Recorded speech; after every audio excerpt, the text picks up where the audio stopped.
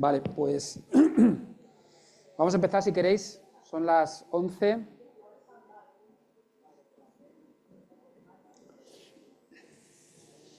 Bueno, por hacer una breve recapitulación de lo que hemos visto hasta ahora, hemos visto cómo tenemos un problema con la fiabilidad del conocimiento. Para eso necesitamos terapia democrática, mejor gobierno del conocimiento. Tenemos un problema con la racionalidad del conocimiento, lo hemos solo apuntado, de eso hablarán después Sergio y Pepe, y para eso necesitamos la terapia cognitiva. Y tenemos un problema con la pertinencia o con la relevancia del conocimiento, y es sobre lo que estamos hablando.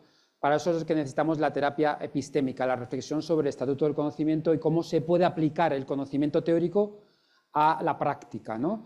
Hemos visto cómo la medicina basada en la evidencia, que es un paradigma que a todos nos ha fascinado. Ahora hablaba con una compañera, yo también hice la residencia en la eclosión de la medicina basada en la evidencia, todos lo vimos como una fantástica innovación, y realmente lo fue, ¿no? Pero es verdad que ha transmitido unas ideas que han simplificado mucho y han conducido, digamos, a anomalías que no eran esperables, ¿no? Como por ejemplo lo que hemos comentado de la polifarmacia basada en la evidencia, ¿no? Por tanto, esa extrapolación directa, esas virtudes de acomodación a las reglas, que es lo que la medicina basada en la evidencia nos transmite, pues digamos que no son las virtudes que debemos tener y considerar cuando intentamos extrapolar el conocimiento teórico a la práctica, ¿no? Sino que son otras virtudes que tienen que ver con la deliberación. Hemos señalado algunos elementos: el pluralismo evidencial, por ejemplo, considerar otras fuentes de conocimiento que pueden ser menos rigurosas que los ensayos clínicos, pero que son más relevantes para los pacientes. Hemos también introducido el elemento de considerar siempre cualquier intervención médica de un paciente individual como una hipótesis de trabajo, independientemente de las evidencias que lo avalen. Tenemos que probar que ese medicamento va a ser útil en este caso, o que no va a producir problemas de seguridad en este caso. Y hemos introducido la idea de que todos los pacientes son únicos, es decir, la singularidad causal por norma, y no como ahora que parece que es como la excepción, ¿no? Vale, lo que yo quería transmitir en esta segunda parte es de por qué, digamos, este amor por el mapa sobre el territorio, ¿no? ¿Por qué la medicina hoy en día parece que tiene, bueno, pues lo que decía Taleb, ¿no? Esta idea de que las cosas son más sencillas de lo que son en realidad, porque tenemos mucho conocimiento científico, ¿no? ¿De dónde viene esto, no? Yo creo que eso puede ser interesante, y para eso vamos a hablar un poco de la historia del juicio clínico, muy rápidamente, simplemente para contextualizar en qué momento histórico estamos y para luego dar, digamos, algunas pistas de cómo está cambiando el paradigma científico, que también está conduciendo a que sea necesario individualizar, pero no por motivos de humanización, que comentaba la compañera, que también, sino por motivos científicos, porque las teorías científicas nos están dando otra comprensión de la realidad. Y yo creo que esto me parece relevante a la hora de considerar por qué la individualización ya no es una decisión que solo tiene que ver con la humanización, sino que tiene que ver también con ser un buen científico, un buen médico que utiliza el conocimiento científico. Fijaos, clásicamente el concepto de salud y enfermedad era un concepto holista. Estamos hablando que esto ha dominado el pensamiento médico durante 2300 años. Desde los hipocráticos hasta hace 2 siglos, el pensamiento médico es holista, global. Y eso tiene unas características. La primera es que el organismo está interconectado externamente con el medio ambiente, con las costumbres, con las relaciones personales, e internamente todos nuestros órganos están interconectados, la mente con el cuerpo y lo local con lo general. Por tanto, la salud clásicamente se ha entendido como un problema de todo el organismo, independientemente que hay una parte que es la que afectada. Pero los clásicos, como digo, hasta hace 2 siglos, consideraban que eso siempre es una enfermedad de todo el organismo, y las soluciones son tratamientos siempre sistémicos, por tanto, no tratamientos locales, sino a todo el organismo. La siguiente característica es que el concepto de salud de la enfermedad tenía que ver con un equilibrio, con una idea de que la salud es equilibrio y la enfermedad es desequilibrio. Acordaos del modelo de complejidad acumulativa que hemos hablado antes, el equilibrio entre cargas y capacidades. Bueno, pues esta es una idea muy tradicional, ¿no? Tenía que haber un equilibrio. La enfermedad, estar enfermo no es exactamente tener enfermedades, sino tener un desequilibrio. Y por tanto, el tratamiento tiene que ser individualizado, porque cada uno se equilibra o se desequilibra en relación con sus propias circunstancias. No es posible estandarizar el equilibrio, porque obedece a las circunstancias particulares de cada caso.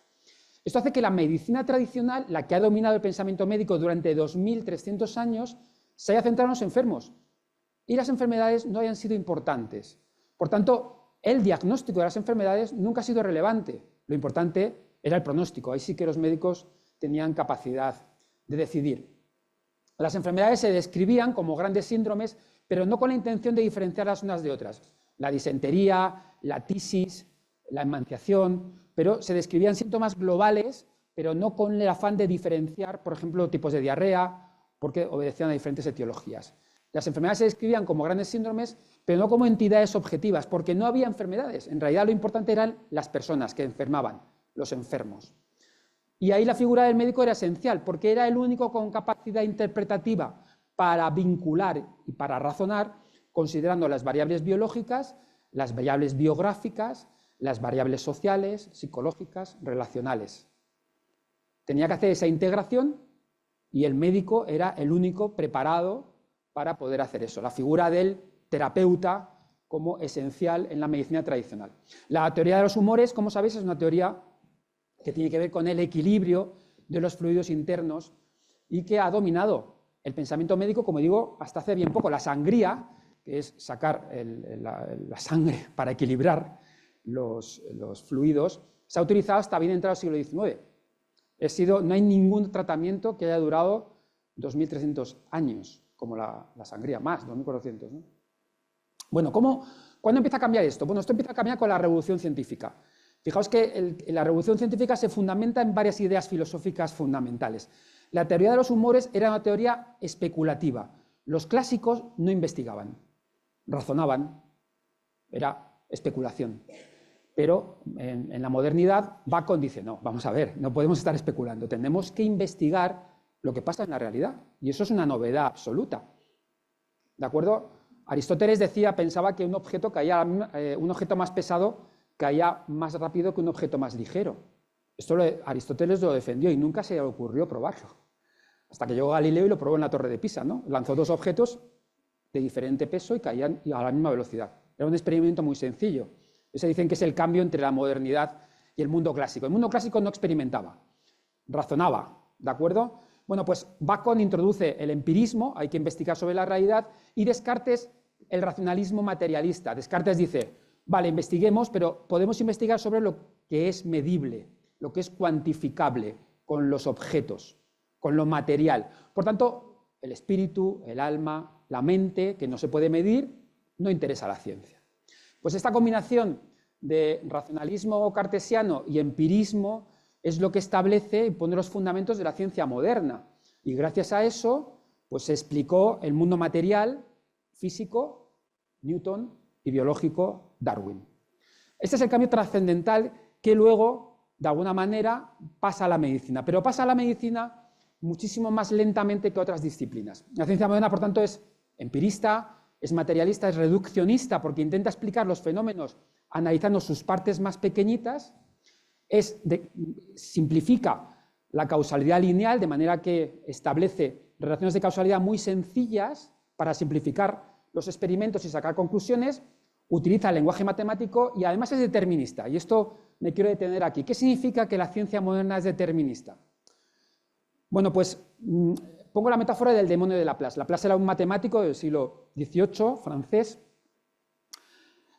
que siguiendo un poco, digamos que la racionalidad moderna científica se basa en la física newtoniana. Fijaros que Newton estableció unas leyes naturales que permitían hacer predicciones tremendamente exactas. O sea, Newton, sabiendo el peso y la fuerza, sabía dónde podía llegar la distancia a la que podía llegar un objeto, o hacía predicciones sobre los movimientos de los planetas. Esto, claro, era absolutamente fantástico, era como el control de la naturaleza. Laplace lo que dijo es que si hubiera una entidad, que es el demonio de Laplace, una entidad que tuviera todos los datos de la naturaleza, podríamos establecer leyes naturales para explicar el pasado y para hacer todas las predicciones del futuro. Es decir, lo que Laplace decía es que, igual que los planetas no tienen trayectorias azarosas, en realidad nada es azaroso. Y por tanto, la naturaleza está determinada por las relaciones que suceden entre los elementos, ¿no?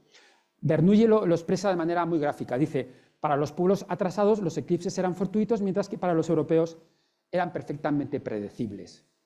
En la naturaleza no hay azar, hay determinación. La probabilidad, por tanto, cuando expresamos un enunciado de probabilidad, no expresamos las dudas de la naturaleza, expresamos las dudas del observador, porque nosotros no tenemos todo el conocimiento y tenemos que hablar en términos probabilísticos.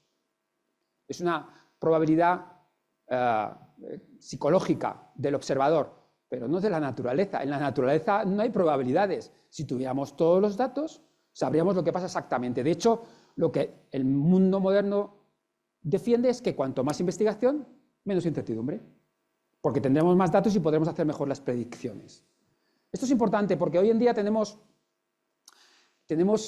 como una vuelta al determinismo. El determinismo, por supuesto, fue algo que a principios del siglo XX, desde el punto de vista filosófico y científico, pues ha sido atacado, ¿no?, por muchas teorías científicas que hablan de que hay caos, ¿no? En la naturaleza hay caos y, por tanto, no hay determinación. Pero estamos volviendo a una especie de determinismo científico con la inteligencia artificial. Yo el otro día tuiteaba este artículo que comparaba el razonamiento clínico de una inteligencia artificial generativa con el razonamiento clínico de unos médicos, ¿no? Y comprobaba que los resultados son iguales o mejores. Claro, y yo ponía en el Twitter, ¿no?, en la atención centrada en la enfermedad, protocolizada, seguro que nos va a ganar la inteligencia artificial. Pero en la atención centrada en la persona, esa que hay que individualizar considerando los aspectos individuales, personales, contextuales, ahí va a ser difícil que la inteligencia artificial nos gane. Pero de alguna manera tenemos esta idea de que con la cantidad de datos que vamos a ser capaces de gestionar, no nos va a hacer falta ya una teoría. Como sabéis, lo más práctico que hay en el mundo es una buena teoría, porque nos permite contextualizar los datos. Los datos puros, si una teoría, establecen correlaciones, pero las correlaciones, como sabéis, es la manera más sencilla de establecer causalidad y con mucha frecuencia más equivocada, ¿no? Pero ahora hay una nueva fantasía de que con los datos que tenemos, la Big Data, y con la capacidad de gestionarlos que tiene la inteligencia artificial, no nos va a hacer falta ya pensar, porque ya no nos hace falta ninguna teoría, los datos nos van a dar toda la realidad. Esto es como otra pulsión determinista que yo creo que, desde luego, nos puede ayudar, obviamente, pero que está muy equivocada. Creo que en algunos aspectos que tienen que ver con la atención clínica, esa capacidad de individualizar va a ser difícil que las máquinas puedan sustituir a los médicos, ¿no? Bueno, en todo caso, a lo que yo iba es que esta revolución científica, ¿cómo llega a la medicina? Bueno, pues llega porque empieza a objetivar la enfermedad. Acordaos que para los clásicos no había enfermedades, había enfermos.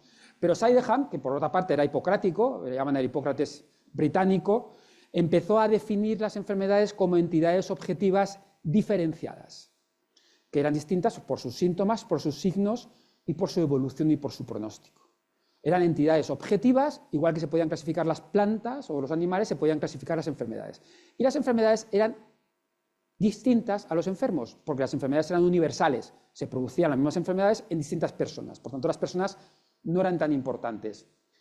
Un poquito después, Morgagni analiza que esas enfermedades que identifica Sydenham tienen cambios anatómicos en las autopsias que hacía, que son específicos de enfermedad, y que esos cambios además son iguales en las distintas personas. Por tanto, no parece que haya enfermos, es que hay enfermedades que son objetivas.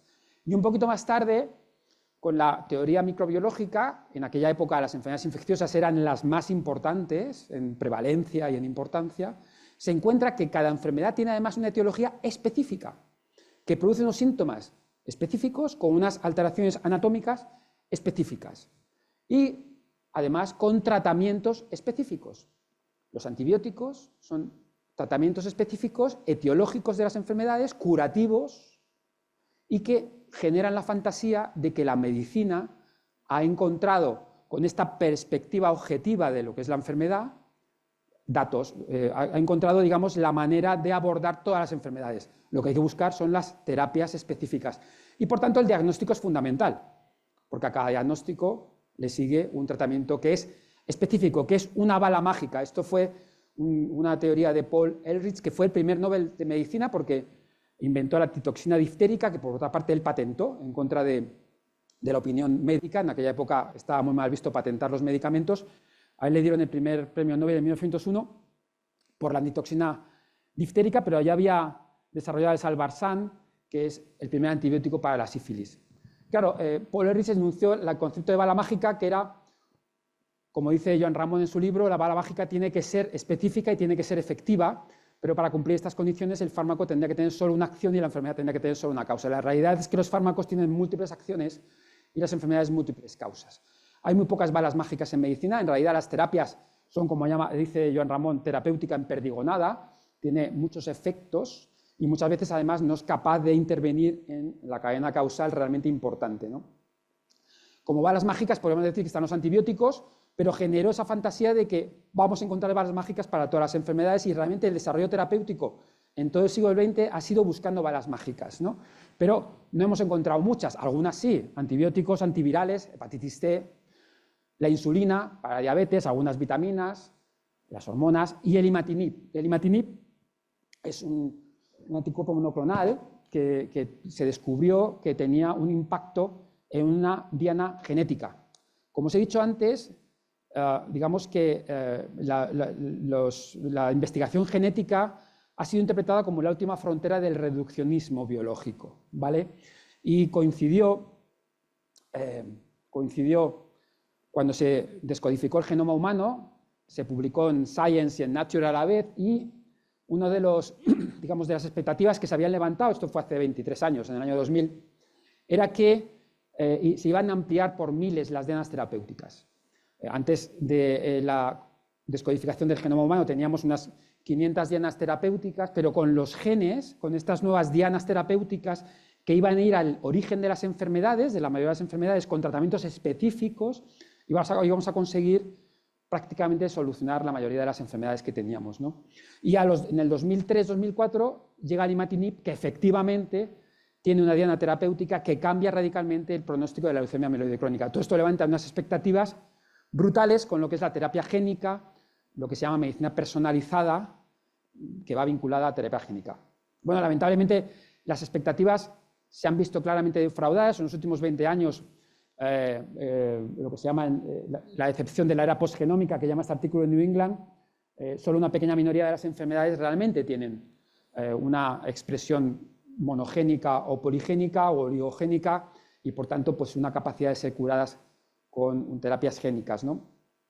De hecho, Vinay Prasad, que hemos comentado antes, que es un hematólogo, oncólogo, hablando de la oncología de precisión, que solo puede ayudar a un porcentaje muy pequeño, un 1,5% calcula él, y además, en el mejor de los casos, con respuestas de corta duración y en una pequeña fracción de pacientes. La oncología de precisión ahora mismo es un desiderato, no ojalá funcionara, porque la mayoría de los tumores sólidos, no tienen una causa genética única, sino que son enfermedades complejas que tienen diferentes causas, ¿no? Aunque tengan después el mismo diagnóstico. En todo caso, lo que yo quería señalar es que la revolución científica llega a la medicina fundamentalmente a través de la definición objetiva y universal de la enfermedad y a través del descubrimiento de terapias específicas, pero también de la cuantificación. La cuantificación, que siguiendo a Descartes era una de las bases de la revolución científica, todo lo que se puede contar es objetivo, es medible, y por tanto la ciencia tiene que basarse en esos fenómenos. ¿Cómo llega a la medicina clínica? Bueno, pues con dificultades, llega mucho más tarde que a otras ciencias. El primero que empezó a cuantificar qué pasaba con los pacientes, con la clínica, fue Alexander Louis, médico que empezó a utilizar lo que se llamaba el método numérico, es decir, una cosa tan sencilla como sumar los casos semejantes para ver cómo evolucionaban, y las expresiones que hasta entonces utilizaban, como frecuentemente, habitualmente o raramente, pues tuvieran una expresión numérica y no tan cualitativa como se utilizaba. Gabarret hace el primer tratado de estadística médica, pero en aquellas fechas con una enorme resistencia por parte de la clínica. Por ejemplo, Cabanis hablaba de que la medicina no puede reducirse al cálculo, o Duvel, que era un neurólogo, decía que no resulta oportuno elevar el espíritu humano hasta el tipo de certeza matemática que únicamente se encuentra en la astronomía. Estaba hablando de que la clínica no es como la física. No vamos a poder hacer predicciones como hacía Newton con el movimiento de los planetas, por mucho que cuantifiquemos, ¿no? Había una resistencia a la estandarización a través de la cuantificación. Isidoro Resuño de Amador, yo le tengo mucha simpatía, es un cartagenero afrancesado que tuvo que exiliarse, tiene una plaza muy bonita en Cartagena, y que le llamaban el sabio risueño en Francia. Es un médico tradicionalista, pero que utilizaba argumentos muy sofisticados contra la cuantificación. Él decía, si la experiencia es que naufragan 100 barcos de cada 1000, esto no nos dice qué barcos van a naufragar, ya que eso dependerá de otras variables individuales como la experiencia de capitán, la antigüedad del barco y el clima. Asumía que las estadísticas nos podían dar alguna información, pero no nos decían qué iba a pasar con los pacientes individuales, porque eso dependía de factores individuales, no de factores, digamos, globales, ¿no?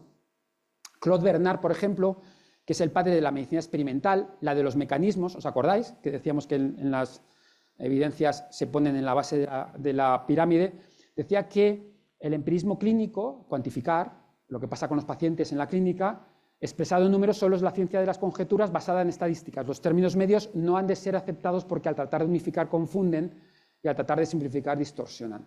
Él decía que la única manera de establecer causalidad en medicina es con la experimentación en el laboratorio, con el análisis fisiológico. Los mecanismos es lo único que puede establecer causalidad. Las frecuencias no establecen causalidad, porque pueden ser correlaciones espurias, ¿de acuerdo? Que no necesariamente son explicativas.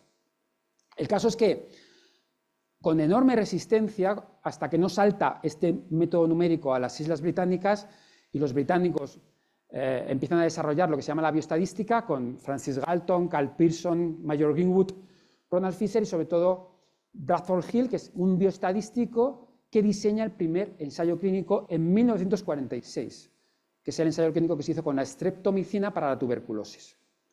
Digamos que es una larga época donde se desarrolla la metodología y finalmente se aplica a la investigación con medicamentos y se convierte en el estándar de lo que es el conocimiento, digamos, objetivo en medicina para evaluar las intervenciones. En todo caso, con una enorme resistencia. Estamos hablando de 1946, fijaos cómo los médicos contestaban al ensayo clínico de Bradford Hill, publicado en el British, diciendo que habíamos convertido a las personas, a los pacientes en renacuajos en una charca, que se estaban sustituyendo los valores humanísticos y clínicos por fórmulas matemáticas, o que se estaba eliminando la responsabilidad del médico para conseguir que el individuo estuviera sano. Había una enorme resistencia de la clase médica. La clase médica no aceptó.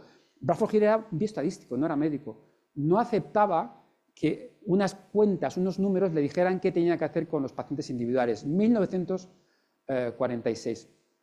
De hecho, Roger Rosser Matthews, que escribe este libro que es muy interesante, La búsqueda de la certeza de la cuantificación de medicina, dice que al final el ensayo clínico no se impuso por los médicos, se impuso por la sociedad. La sociedad reclamaba que fuera posible objetivar las decisiones de los médicos, que se pudiera dar cuenta pública de por qué se tomaban las decisiones. Y por tanto, como dice al final, hay una conexión entre la objetividad procedimental del ensayo clínico con la cultura política democrática, y por eso se impuso el ensayo clínico, pero no exactamente porque los médicos lo aceptaran. Curiosamente, fijaos, había una resistencia muy importante hasta hace nada. El ensayo clínico se generaliza porque en 1962 la FDA, la agencia reguladora norteamericana, introduce el ensayo clínico como condición necesaria para que se puedan comercializar medicamentos. Esto fue el presidente Kennedy, la ley Kefauver-Harris, y a partir de entonces, ya antes, se empieza a generalizar el ensayo clínico para testar los nuevos medicamentos. Eso pasa a otros países, llega a España como en los años 70, y desde entonces no había ningún medicamento que se pudiera introducir en el mercado que no tuviera unos ensayos clínicos. En todo caso, Bradford Hill, el inventor del ensayo clínico, en 1965 expresó sus dudas de que había creado un monstruo. Él dice, frecuentemente los nuevos descubrimientos el péndulo va demasiado lejos. Al principio decía, teniendo la adecuada actitud mental, hay más de una manera de poder estudiar la eficacia de un medicamento. Cualquier creencia sobre que los ensayos clínicos son el único modo para hacerlo implica no que el péndulo haya ido demasiado lejos, sino que se ha salido de su gancho. O sea, el inventor del ensayo clínico estaba viendo que la medicina tenía una pulsión extraordinaria por adoptar el ensayo clínico como el criterio de decisión objetiva en la clínica. Y esto a él le parecía muy preocupante. De hecho, él expresó que había varios criterios de causalidad, además de los experimentos de los ensayos clínicos, que se llaman los criterios de Bradford Hill, de causalidad, que son múltiples, ¿no? Y esto tiene que ver con la pluralidad evidencial que decíamos antes. Bradford Hill, desde luego, tenía un pensamiento más sofisticado.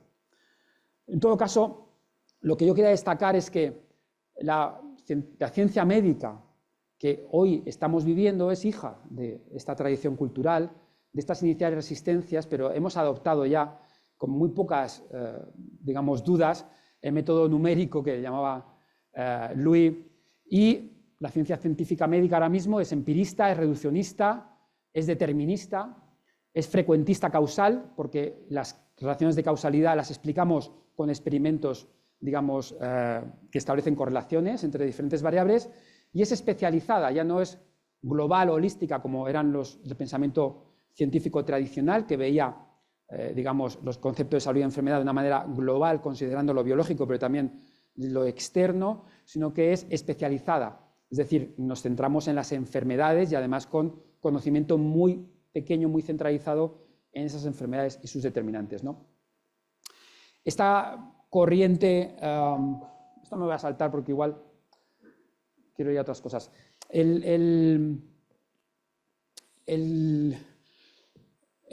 Después de la Segunda Guerra Mundial, después del primer ensayo clínico, se produce la eclosión, lo que se llama la edad de oro de la biomedicina, porque aparecen todas las innovaciones terapéuticas que han cambiado radicalmente el curso de muchas enfermedades, ¿no? James Lafanu, en este libro, que es muy recomendable, habla de unos hitos: penicilina, la cortisona, el primer ensayo clínico para la tuberculosis, la demostración de que el tabaco produce cáncer, que es una investigación también de Bradford Hill, la epidemia de polio de Copenhague, el nacimiento de las UCI, la colpromacina, que nace en 1956, también por casualidad, como primer medicamento para la esquizofrenia. Bueno, hay diferentes hitos que hacen que este modelo realmente se considere que hemos acertado en este modelo biomédico centrado en la enfermedad y no en el enfermo para explicar las enfermedades y encontrar terapias, ¿no?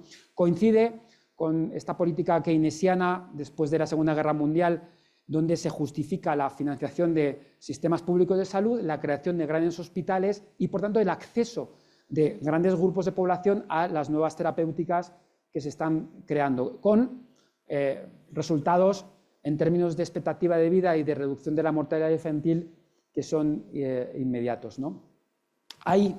A finales de los años 70 hay como un regreso, hay como una crítica a toda esta objetivación de la enfermedad y a sus excesos por parte de algunos pensadores, como Thomas McEwan, que demuestra que las mejoras que está habiendo en la salud de la población tienen poco que ver con la medicina y más que ver con la mejora en la calidad de vida, en las determinantes sociales, en la higiene, en la educación de la población, ¿no?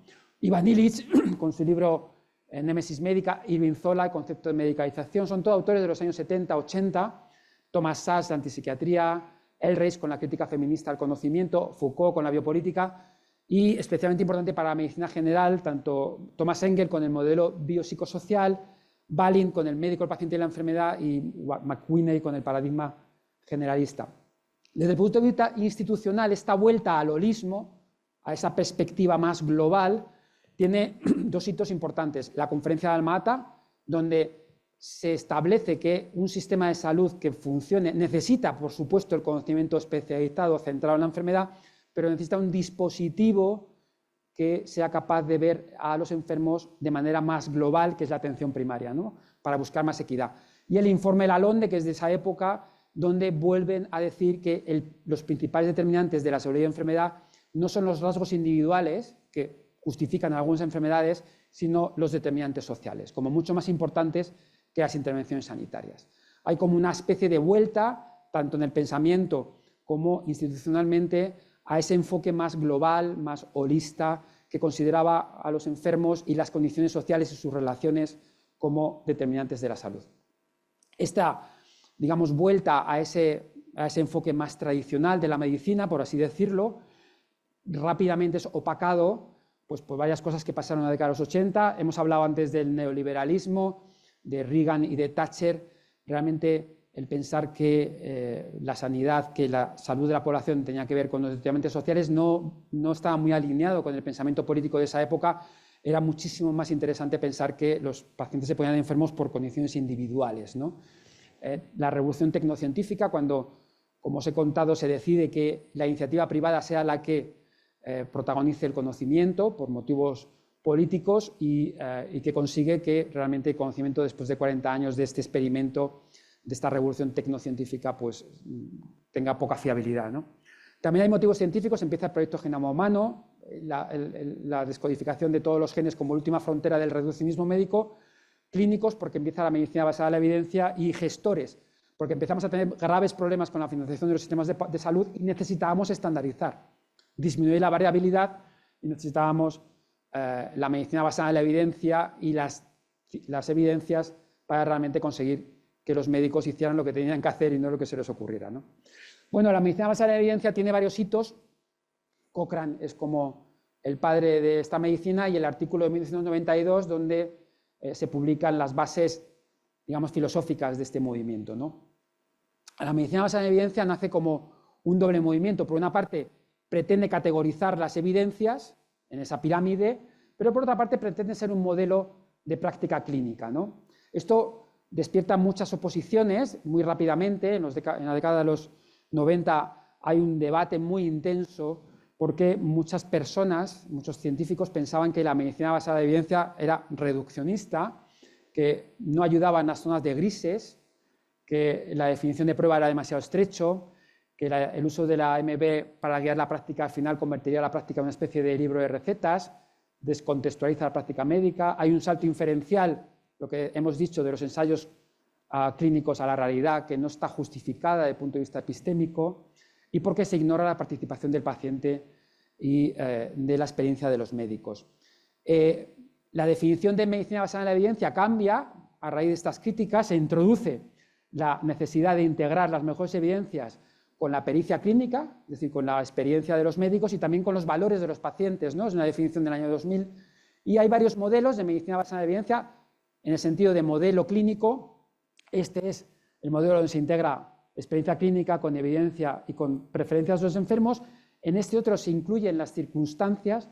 No es lo mismo tomar decisiones con pacientes terminales que con pacientes jóvenes, las circunstancias clínicas, y en este otro se introducen los recursos del sistema de salud. Son modelos que han recibido muchas críticas porque son retóricos, porque no tienen ninguna base empírica, porque responden simplemente a las críticas y, como dicen en este artículo, hacen una descripción incoherente de cómo se toman decisiones. No acaban de clarificar cómo podemos combinar un conocimiento que la evidencia considera riguroso con un conocimiento que la evidencia no considera riguroso desde el punto de vista científico, como es la experiencia de los médicos o la opinión de los pacientes. Esto no se acaba de resolver y, como hemos visto, finalmente lo que prepondera es seguir el protocolo por los motivos que hemos visto antes. Bueno, esto es lo que tenemos hasta ahora. ¿Qué ha pasado a partir de ahora, ¿no? Yo diría que en los últimos 20 años, y no sé cuánto rato tengo. Vale, a ver si en 15 minutos podemos acabar y tenemos un ratito para hablar. Bueno, lo que ha pasado es que nos hemos dado cuenta nuevamente de los excesos del modelo biomédico. Por supuesto, todos somos muy conscientes de sus ventajas y nadie dice que no sea necesario, pero tiene muchos excesos. Lo que se llaman anomalías, en términos epistémicos, se llaman anomalías del paradigma, ¿no? Tinetti, que hemos mencionado antes, como la geriatra que denunció los problemas de la extrapolación de las guías de práctica clínica a los pacientes con multimorbilidad, ¿os acordáis? Escribió este artículo que fue muy impactante, que se tituló El final de la era de la enfermedad.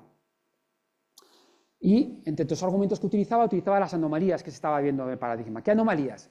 Bueno, pues algunos los hemos comentado: la medicalización, la triada sobre diagnósticos, sobre tratamiento, la polimedicación, los problemas de seguridad, la ineficiencia, la curva de rendimientos decreciente. Seguimos invirtiendo en sanidad, pero ya no somos capaces de mejorar la salud. Algo estamos haciendo mal probablemente. La falta de respuesta a gran número de demandas, malestares de causa social o relacional, la pluripatología y la cronicidad, o los síntomas sin daño. En inglés es Medically Unexplained Symptoms, y la paradoja de la atención primaria. Estas dos cosas las voy a mencionar, las vamos a ver. Los síntomas sin explicación médica son muy frecuentes en la atención primaria. Son cefaleas, cefalea crónica, la migraña, el dolor lumbar, problemas gastrointestinales, los mareos, la astenia, la fibromialgia, la fatiga. Son todos síntomas donde no encontramos ninguna patología en el sentido biomédico de alteración fisiológica, anatómica o, digamos, objetivable, ¿no?, con los modelos que tenemos. Suponen ahora mismo el 45% de todas las consultas, y en atención especializada también son muy prevalentes. Y realmente el paradigma biomédico, centrado en la alteración, no es capaz de explicar por qué se producen estos síntomas, y lo que hace es medicalizarlo, la mayoría de ellos poniendo una etiqueta diagnóstica y, por tanto, unos tratamientos que en la mayoría de los casos son bastante poco eficaces. Otra anomalía es la paradoja de atención primaria. Esto Sergio se lo sabe muy bien, ¿no? Es cómo cuando se pregunta a un médico de atención primaria y a un especialista cuál es el contenido de una guía de práctica clínica, el especialista se la sabe mejor que el médico de familia. Un cardiólogo se sabe mejor la guía de práctica clínica de la angina que un médico de familia. Pero cuando se miden los resultados de un sistema de salud centrado en especialistas o centrado en atención primaria, los resultados del sistema de salud globalmente son mejores cuando está centrado en atención primaria. ¿Por qué? ¿Por qué? Porque probablemente la atención primaria es un instrumento epistémico para adaptar las evidencias a los pacientes, para individualizar. Y como hemos visto, la individualización mejora los resultados de los enfermos. Y globalmente esto está produciendo mejorías. Es decir, en realidad los médicos generalistas ya nos estamos adaptando a los protocolos, ya los estamos adaptando, aunque de una manera culpada, o nos sentimos culpables de alguna manera, ¿no? Antes me decía Fabiola que no nos permitimos saltarnos el protocolo, aunque después no lo saltamos porque la realidad es así de compleja y sabemos que los pacientes necesitan que no lo saltemos, ¿no? Y probablemente lo estamos haciendo y esto puede justificar la paradoja de la anomalía de la especialización.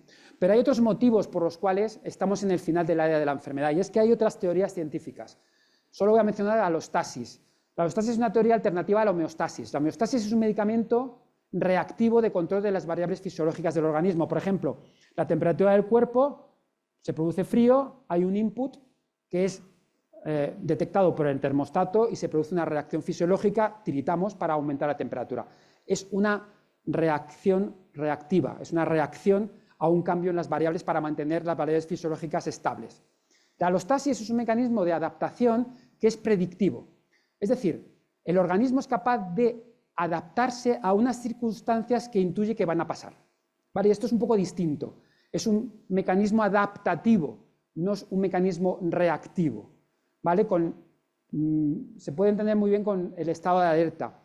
Normalmente, cuando el organismo detecta, los seres vivos cualquiera, detecta que estamos en una situación de estrés, por ejemplo, que podemos ser cazados por un depredador, hay una situación de peligro, interpretamos la situación de peligro por elementos indirectos, por estímulos, no hemos visto todavía al depredador, pero ya nos ponemos alerta, ya aumenta la frecuencia cardíaca, aumenta la tensión arterial, y este mecanismo adaptativo es mucho más eficiente que el reactivo. Si esperamos a ver al depredador para empezar a correr, para secretar adrenalina, nos va a comer el depredador.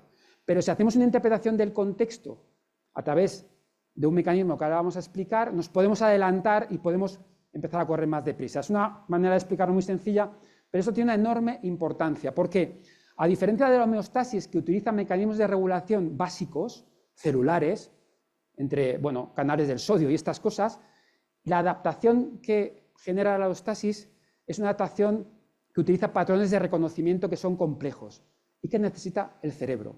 Esos patrones de reconocimiento los generamos nosotros en nuestro cerebro.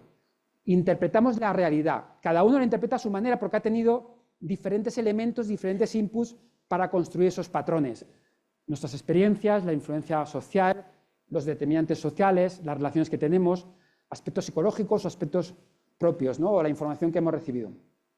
Lo importante, y a esto voy, es que hasta ahora el modelo biomédico nos explicaba causalmente por qué se producía hemofilia, porque hay una alteración genética y eso finalmente produce unos síntomas, el paciente sangra, ¿vale? Pero no teníamos cómo explicar lo que pasa de arriba a abajo, por qué los determinantes sociales, como la soledad, producen más mortalidad. Bueno, la alostasis nos permite establecer que los determinantes sociales, psicológicos o relacionales impactan en la biología, impactan en las líneas causales fisiológicas más básicas y acaban afectando al organismo. Y podemos justificar causalmente por qué la soledad aumenta la mortalidad. Esto también es un artículo muy reciente que había demostrado que menos de una visita de familiares o amigos al mes se relaciona con un incremento de casi 40% de la mortalidad. Uno de los mecanismos es el mecanismo de la alostasis. ¿De acuerdo? Es un estrés crónico que acaba produciendo un daño en los mecanismos fisiológicos básicos y por tanto afectando a la salud. La nueva teoría científica que también nos obliga a cambiar, a pensar que efectivamente estamos en el final de la era de la enfermedad, es la medicina en red. Es decir, todos estos inputs que justifican la salud y la enfermedad, que algunos son biológicos, pero otros son contextuales, sociológicos, psicológicos, relacionales.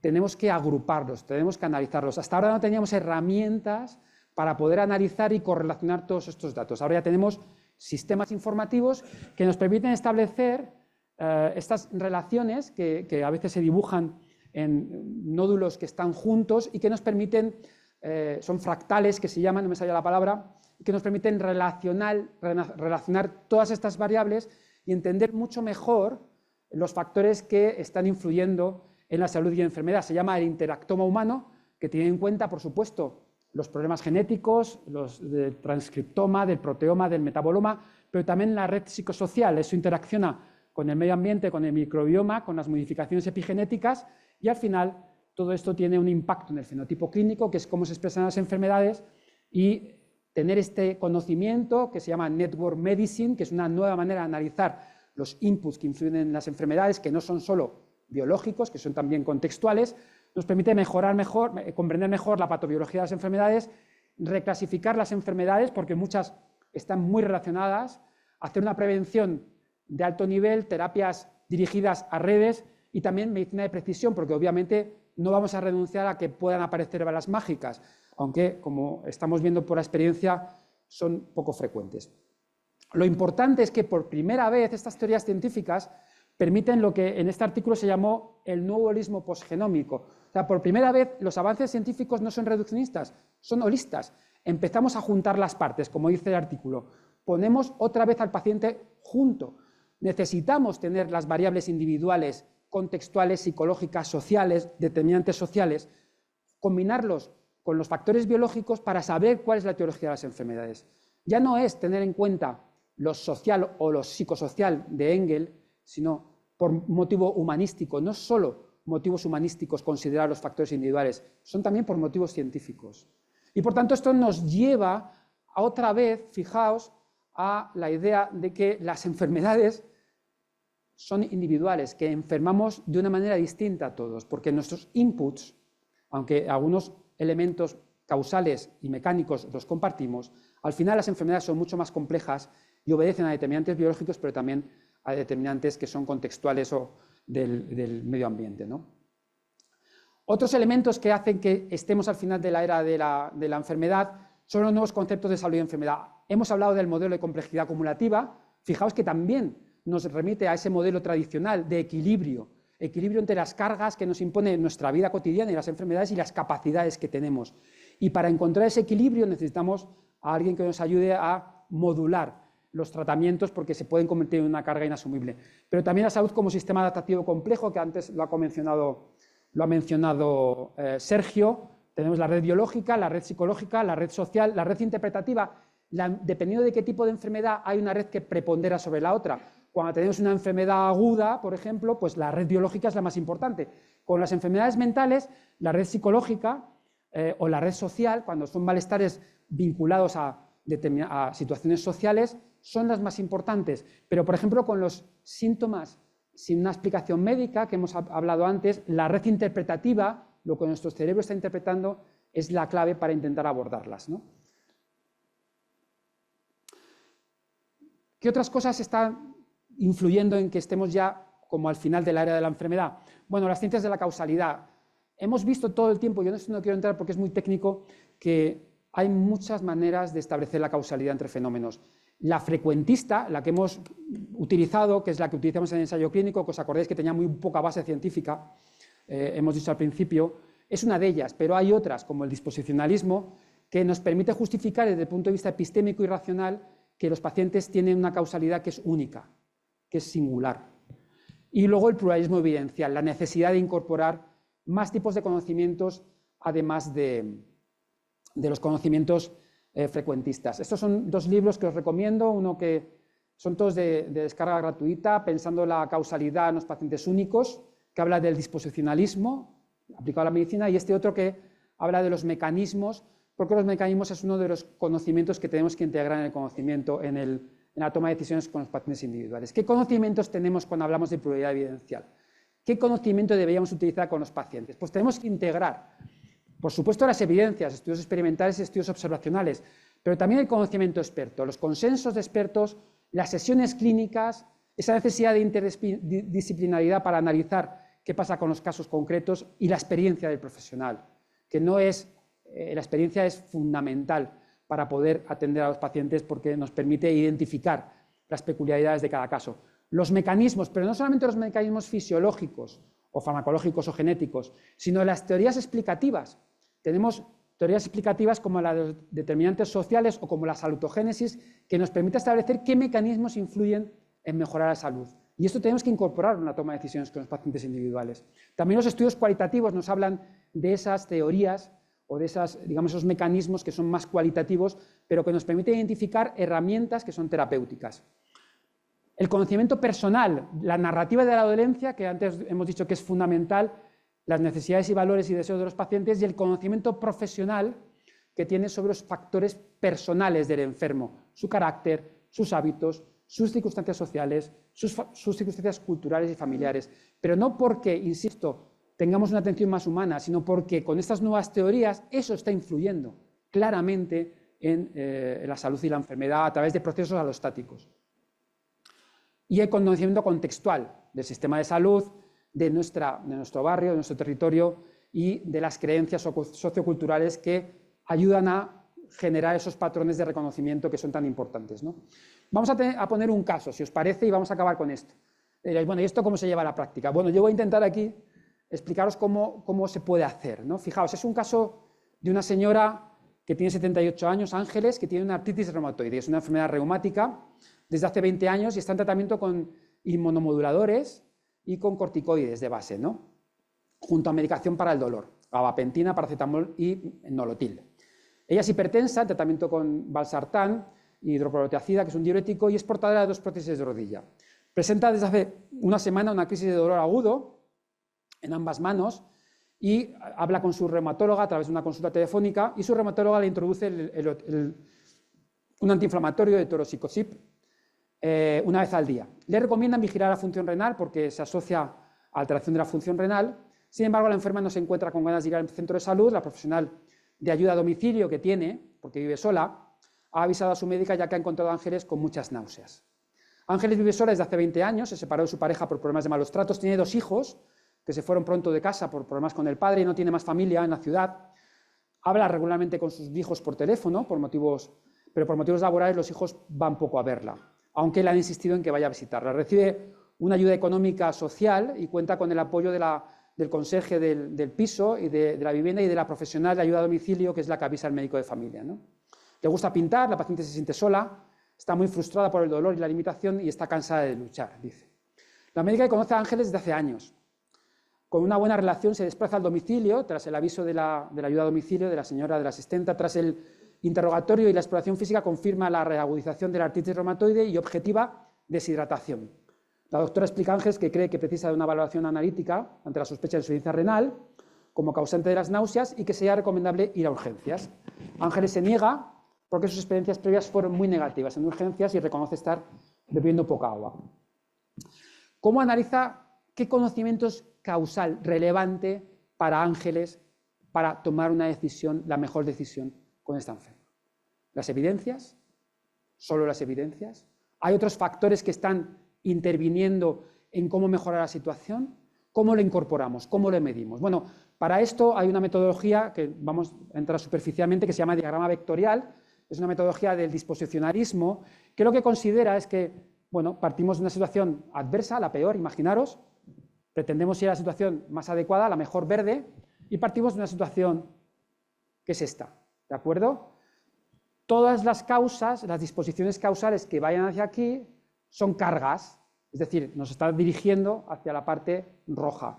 Todas las que van en dirección a la situación más adecuada son capacidades. ¿Quién determina la longitud del vector y el vector que es relevante? Bueno, pues la relación clínica. El médico con la enferma identifican las condiciones del caso que son relevantes para el médico y para la enferma. Por ejemplo, aquí hemos identificado la soledad, que es el A. La soledad, la mujer, Ángeles dice que es un problema, que ella, parte de su problema tiene que ver con que vive sola, ¿no? Y lo pone en dirección a lo rojo, con esa intensidad, el primer vector, lo veis, el A. El B es el ánimo triste, también es una carga. El C es mala experiencia en urgencias, que también es una carga importante porque por eso no va a urgencias. El D es la enfermedad aguda reversible. Estas son las evidencias.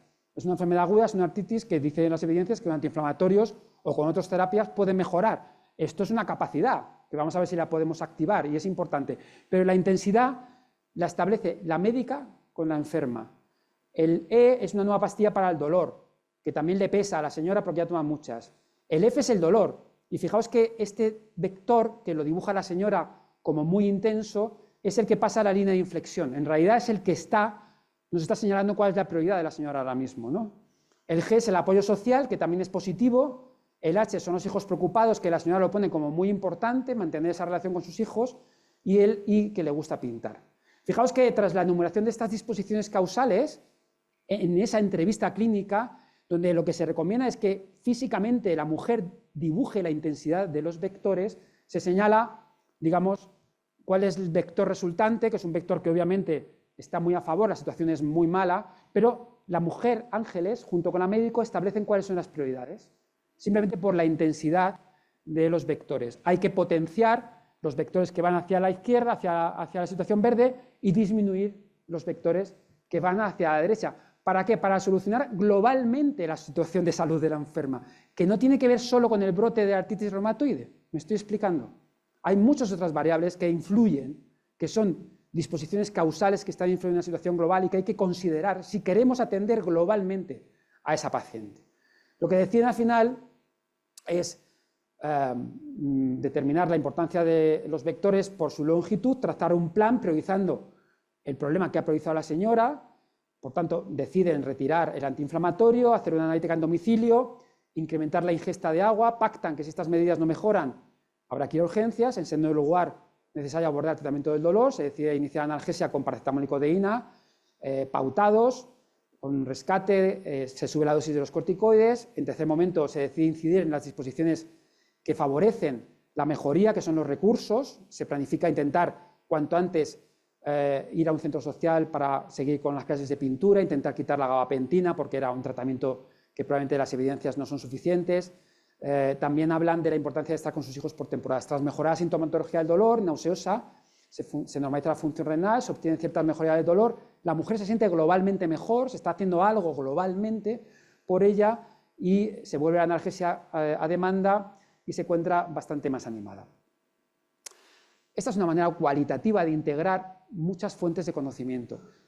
Si seguimos la guía de práctica clínica, nos encontramos con cómo manejar el brote de artritis dolorosa, pero obviamente eso no es lo más relevante para esta enferma en esta situación, ¿no? Bueno, otras causas, otras situaciones que nos están transmitiendo que a lo mejor estamos al final de la era de la enfermedad es el nuevo generalismo médico, ¿no? La medicina interpretativa de Joanna Reeves. Antes lo hemos comentado. Esta es una autora que a mí me parece fundamental. Ha escrito un libro que se llama Medical Generalismo Médico ahora. Es alumna de Yonah Heath, que es muy amiga de Sergio, está muy influida por ella.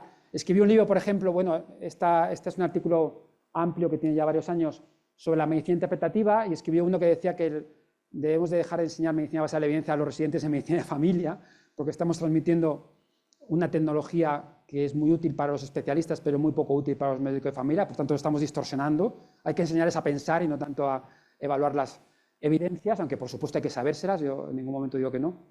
Y lo que me interesa es que diferencia dos roles del médico de familia. Un rol que es integrativo. Nosotros tenemos que saber tratar enfermedades agudas. Como antes decía Sergio, hay algunas situaciones donde el protocolo es fundamental. Por ejemplo, en las enfermedades agudas o en la prevención secundaria, donde la prevención secundaria o terciaria solo podemos saber qué funciona con grupos de población y tenemos que asumir que hay que aplicarse a un enfermo y ver qué pasa, ¿no? En esos tipos de enfermedades y situaciones hay que tener una atención centrada en el protocolo que tenemos que adaptar, siempre hay que adaptarlo, buscando eficacia, seguridad, coordinación, medicina basada en la evidencia.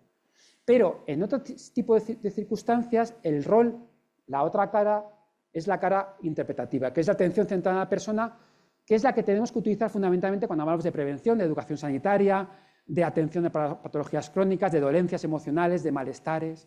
Es decir, tenemos que individualizar la atención considerando los objetivos globales de salud que tiene esa enferma, proteger la capacidad de adaptación manteniendo ese equilibrio y, por tanto, evitar la medicalización de la dolencia y la sobreactuación, ¿no? Utilizando pluralismo evidencial o la medicina basada en la complejidad. Esto de intentar no medicalizar la dolencia es un concepto de Jonah Heath, el Generalist Gatekeeper, es decir, el médico de familia no solamente es la puerta, por así decirlo, a la atención especializada, sino en realidad a la medicina.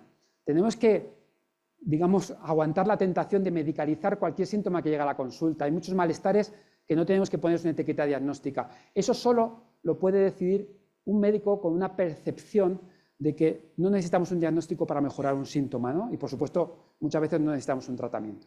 Fijaos que con este modelo, el modelo de la atención centrada en la enfermedad, atención centrada en la persona, atención profesional individual y atención que se tiene que hacer, digamos, con varias disciplinas, tenemos 4 cuadrantes que resumen toda la actividad que hacemos en el sistema sanitario.